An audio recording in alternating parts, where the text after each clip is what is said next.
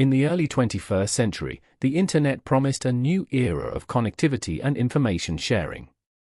It also birthed a novel phenomenon, the Internet detective.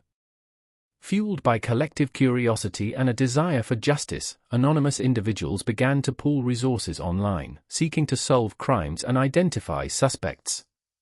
While some endeavors yielded positive results, others veered into dangerous territory, demonstrating the profound risks inherent in unchecked digital vigilantism.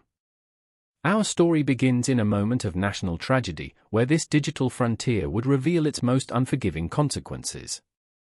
Before the Boston Marathon bombing gripped the nation, another urgent search was underway. In March 2013, Sunil Tripathi, a 22-year-old student at Brown University, vanished without a trace. His family, desperate for any information, turned to the very platforms that would later become instrumental in a devastating misidentification. They created a Facebook page, "Help Us Find Sunil Tripathi," sharing his photos and details, hoping the digital community could aid in his safe return. It was an appeal born of love and concern, reaching out into the vastness of the Internet. Sunil Tripathi was known as a bright, thoughtful individual. His disappearance from Brown University in March 2013 sparked immediate concern among his peers and faculty.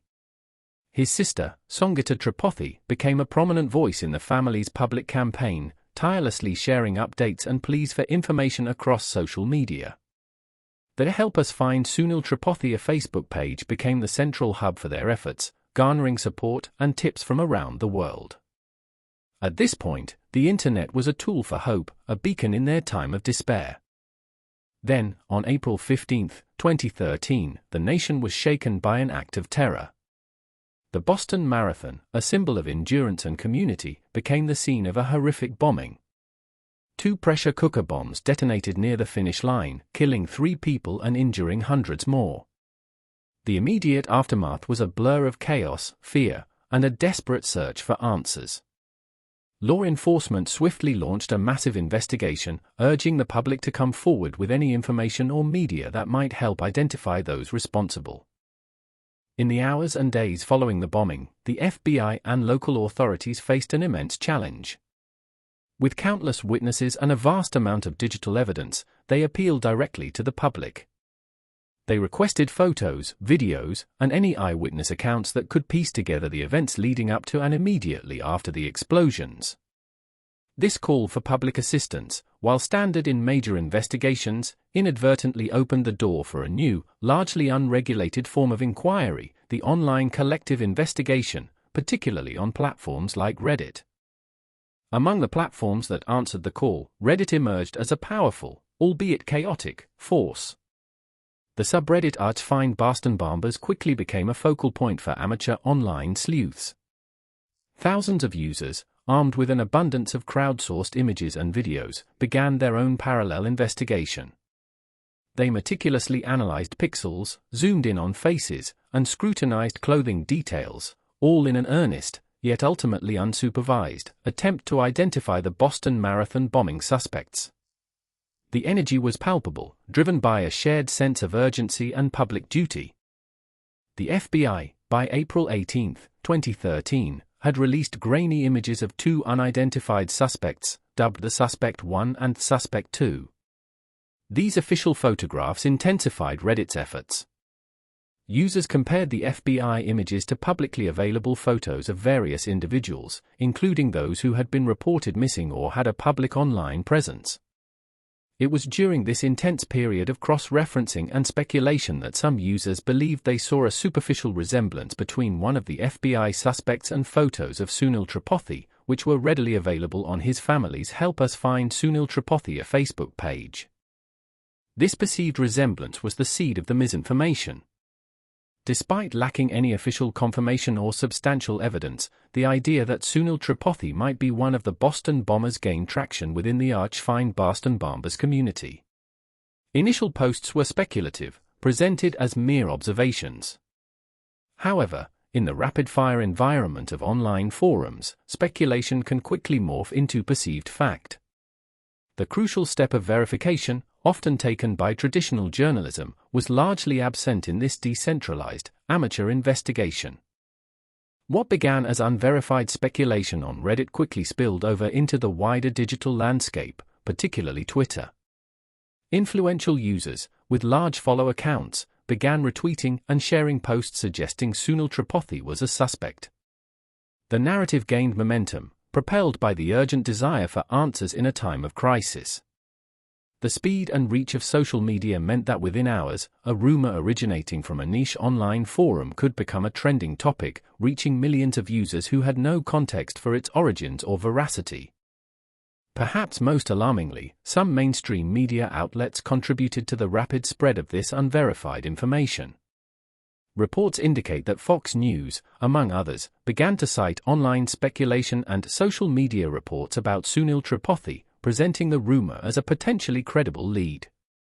This reporting, even with qualifiers, lent an air of legitimacy to what was, at its core, baseless conjecture. It blurred the lines between amateur online sleuthing and professional journalism, accelerating the damage being done. For the Tripathi family, already enduring the agony of a missing loved one, the viral misidentification became a living nightmare. Their Help Us Find Sunil Tripathi Facebook page, once a source of hope and support, was deluged with hateful messages, accusations, and even death threats. The family reportedly received a barrage of online harassment, forcing them to confront not only Sunil's disappearance but also the chilling reality of being falsely accused on a global scale. The internet, which they had used for good, had turned against them with devastating force. The volume of accusations directed at the Tripathi family was overwhelming. According to reports from the time, their Facebook page became a battleground, with well-intentioned supporters trying to counter the torrent of abuse. The family was forced to spend precious time and emotional energy debunking claims and defending Sunil's innocence, instead of focusing on their original mission, finding him. This digital onslaught demonstrated how easily collective concern can morph into mob mentality, overriding reason and empathy in its pursuit of a perceived enemy. Amidst the online frenzy, the official investigation continued with methodical precision. On April 18, 2013, the FBI took a crucial step by publicly releasing clearer images of the two suspects. Hours later, through traditional investigative work, they officially identified them as brothers Dzokhar and Tamerlan Tsarnaev. This identification directly contradicted the prevailing online narrative. The FBI's announcement served as a definitive clarification, unequivocally stating that Sunil Tripathi was not involved in the Boston Marathon bombing. The FBI's official identification of the Tsarnaev brothers effectively brought the Reddit-led hunt to an abrupt and humiliating end. The online community was forced to confront the severe consequences of its collective misstep. While the initial intentions of many participants may have been genuine, the lack of rigorous verification and the rapid spread of unchecked information led to an innocent individual being falsely implicated in a heinous crime. It was a stark reminder that good intentions alone are not sufficient in the pursuit of justice, especially in the digital realm. In the aftermath, Reddit's general manager, Eric Martin, issued a public apology. He acknowledged the platform's role in the witch hunt that had targeted Sunil Tripathi and others, stating, "We've apologized for the way the crowdsourced investigation turned into a witch hunt and became a case study in digital justice gone wrong." This admission marked a critical moment, as a major social media platform openly recognized the harm caused by its users' collective actions. It was a rare, but necessary, concession in the fast-evolving digital landscape. Just days after the Boston bombing suspects were identified, and roughly a week after his image was falsely circulated, the search for Sunil Tripathi came to a tragic end. On April 23, 2013, his body was discovered in the Providence River, near India Point Park. He had been missing for over a month. The timing of this discovery, so close to the height of the online misinformation, added another layer of sorrow to an already devastating situation for his family. It highlighted the cruel irony of a young man, already suffering, being unjustly vilified in his absence. The medical examiner later confirmed the cause of Sunil Tripathi's death as suicide by drowning. This official determination underscored the profound personal struggle Sunil had been facing prior to his disappearance. While there was no direct evidence linking the online accusations to his death, the immense public pressure and the trauma inflicted upon his family in their time of vulnerability cannot be understated.